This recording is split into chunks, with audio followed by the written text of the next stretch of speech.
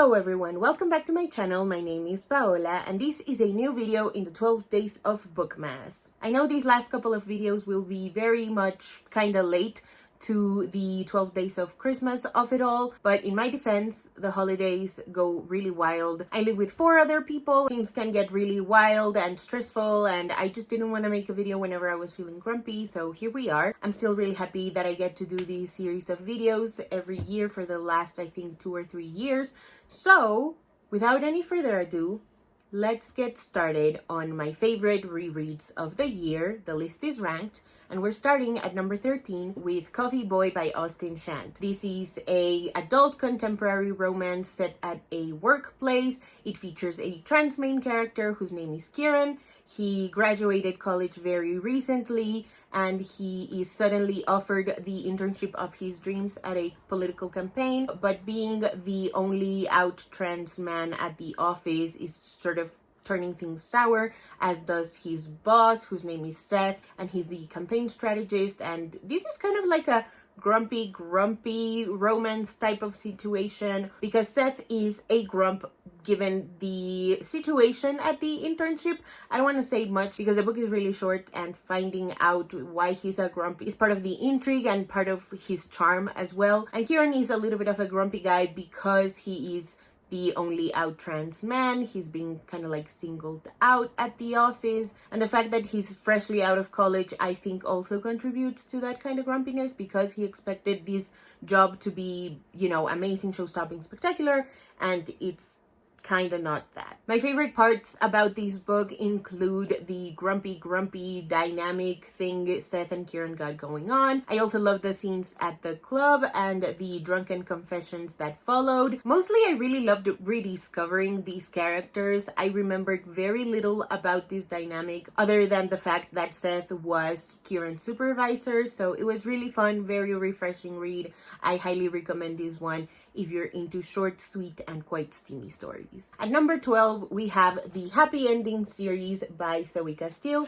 The first book is called Stripped, and it is a friends with benefits love story between a teacher and a male stripper. The second book in the series is called Hired. It is a sort of secret identity romance between the daughter of a New Orleans politician and a former male escort. And the last book is called Flashed. It is a sort of Beauty and the Beast retelling where the main character used to be a male stripper, but he got in a horrific car accident and he's now sort of a recluse in his mansion, and the female lead is the new housekeeper. My favorite thing about this trilogy was just revisiting how fun and smutty these all were. At number 11, I've got Ella Enchanted by Gail Carson Levine. It follows Ella, who goes on a quest to break the curse of the gift she received when she was born, which is obedience. My favorite thing about revisiting this book was rediscovering the characters. I remembered very little from when I first read this book, which was, I think, back in 2016-ish. It was very early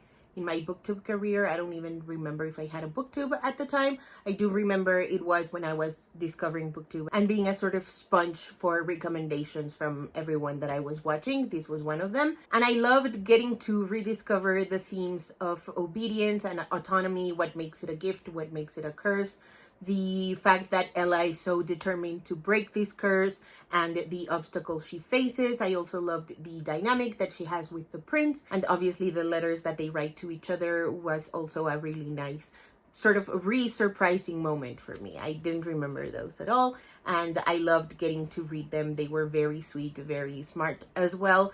I also loved the languages, because Gail Carson Levine, especially at the end of the novel, as sort of like author's note, she writes about the origin of these languages that she created and how she went about creating these languages and how they differentiate from one another. So yeah, that was also really fun. At number 10, I've got Saints and Misfits by S.K. Ali.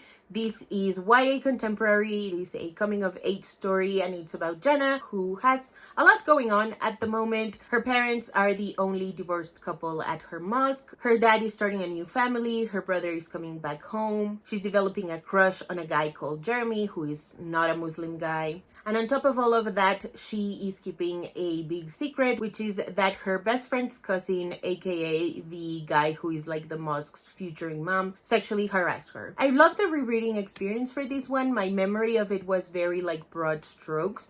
So getting to revisit all the like nitty-gritty details of Jana's story was very refreshing and very rewarding. I remember this was the first book that I read featuring a Muslim main character written by a Muslim author. I also really loved the ensemble cast and the little side quest that Jana goes on.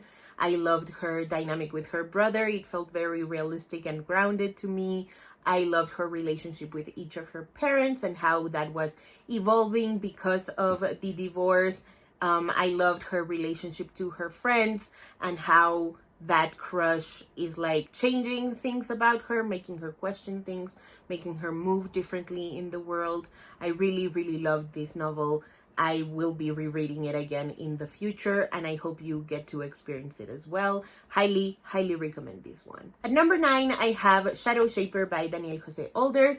This is YA contemporary fantasy, and it follows Sierra, who is discovering shadow shaping, a magic that infuses ancestral spirits into paintings. She discovers that someone is killing the shadow shapers, and now it's up to her to stop him. I loved rereading this one. I think this is my third time rereading it. I really loved the family drama, the discussions around race, family, and sexism, and the potential love story. I'd forgotten how much I loved Robbie. I loved the action-packed scenes. These felt very like fast-paced in a sense of urgency that I hadn't read in a really long time. It reminded me why I love contemporary fantasy so much too. I think you like this one if you enjoy action-packed stories that sort of go into the danger of keeping family secrets and the importance of summoning your own strength. Number 8. Treasure by Rebecca Weatherspoon. This is adult contemporary romance, and it's about Alexis and Trisha, who first meet at the strip club that Trisha is working at, and then they meet again at their college class. I loved revisiting the simplicity and the effectiveness of this plot. I could easily see this one getting turned into a movie. It's so wonderful. I love how vulnerable it is, especially towards the third act. I loved getting to explore their characters and their family dynamics. It's a very short book. I highly recommend this one if you're looking for like a well-rounded romance novella. Number 7, You Don't Have a Shot by Raquel Marie. This is YA contemporary, and it is a sort of slow burn enemies to lovers romance set at a summer camp. We have Valentina, who is kind of like the Rachel Berry of soccer, and we also have Leticia, who is like, I was trying to think of somebody in Glee that could be like somebody like Leticia, but I can't find anyone. Maybe like Quinn, but less cheerleading energy and more goalkeeper energy. I don't even know what I mean by that. This was wonderful. I read this for the first time when it came out. I think that was back in 2023, and I just randomly got the urge to reread it.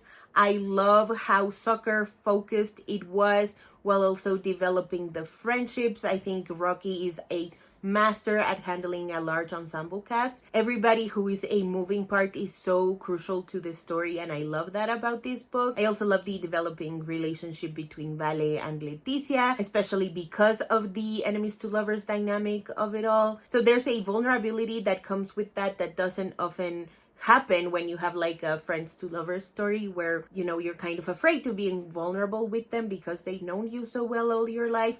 In this one, you don't really have to care about what the other person thinks because they already hate you and you already hate them. So there's that lovely little dynamic there. Don't read this book in public. It'll probably make you cry. It made me cry very much so in the end. I highly recommend this one if you're into a sportsy YA contemporary story featuring sapphic main characters. Number 6, Love of the Record by Samantha Markham. This is YA contemporary romance, and it follows Win and 3, who are journalism students, and they are competing for the same role at their university's newspaper. This one I think I read late 2024, like December 2024, and I loved it so much I immediately started rereading it.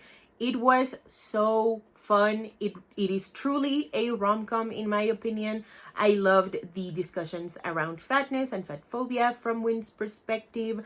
I loved how that genuinely affected the way that she interacted with her friends, the world around her, and the three without it completely overtaking the narrative. I love how they come to work together and the little side quest that they go on as well. This was so fun.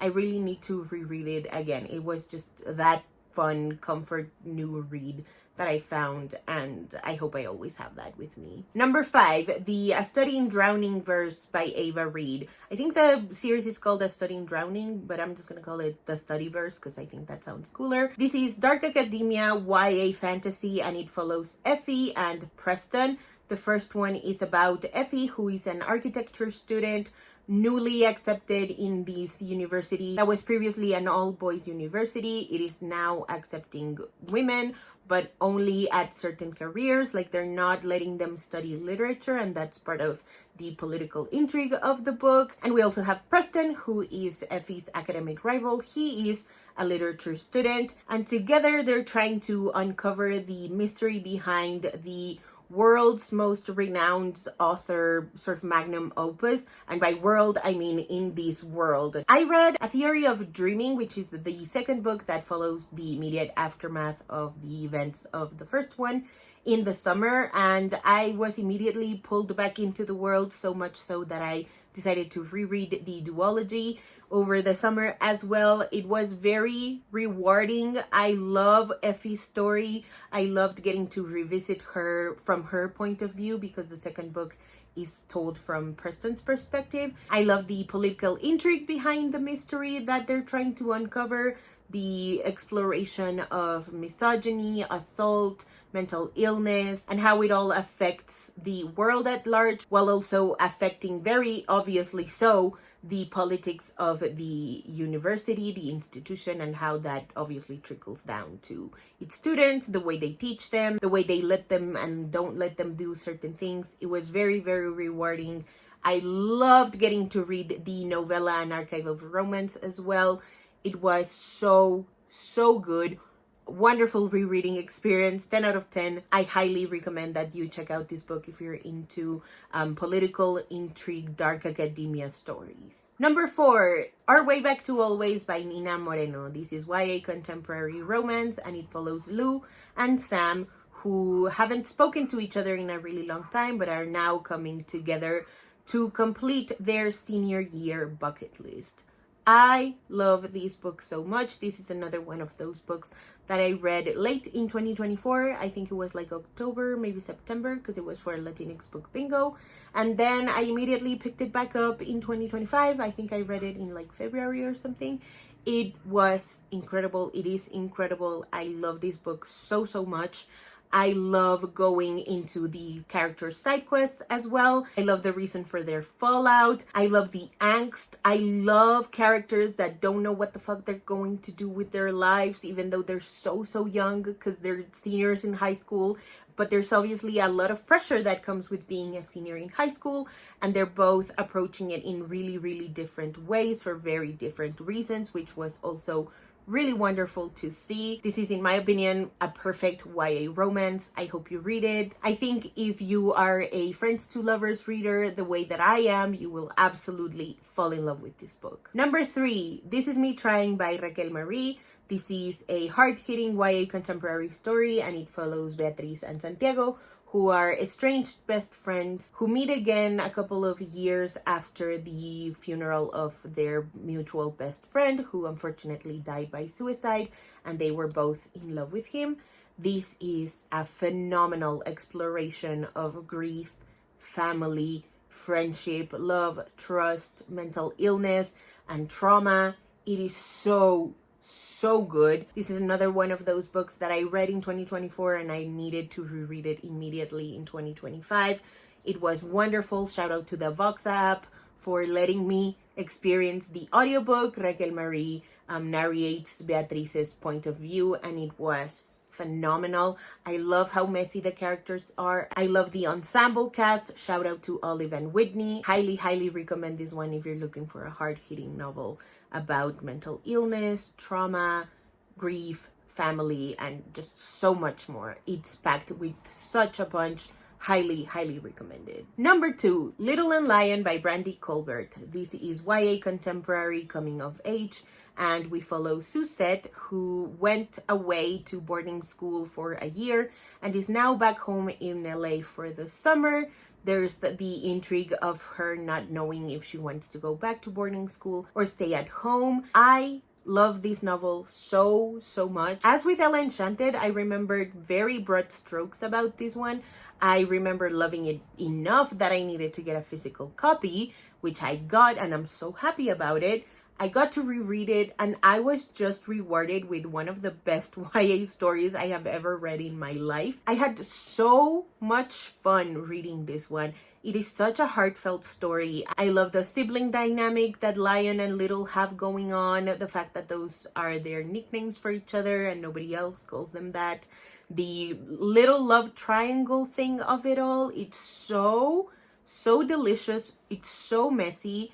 Shout out to Suzette. I love her so much. Highly recommend this one if you are into teen angst, summer stories, and ones that deal with family dynamics. Finally, at number 1, I have Long Way Down by Jason Reynolds. This is a novel in verse where we follow Will in 60 seconds, an elevator ride, and the time that he is deciding whether or not he's going to murder the guy who killed his own brother. I loved revisiting this one. Again, I remembered very general stuff about this book. I loved going back to the flashbacks where Will and Sean get to spend some time together. I loved any time a new character stepped into the elevator. It was so powerful. The anagrams, the rules. It was such a rewarding experience. Highly recommend this one as well. Alrighty, that is it for today's video. Thank you guys so much for watching. If you haven't already and you'd like to, go ahead and hit subscribe, and I'll see you in the next one. Bye!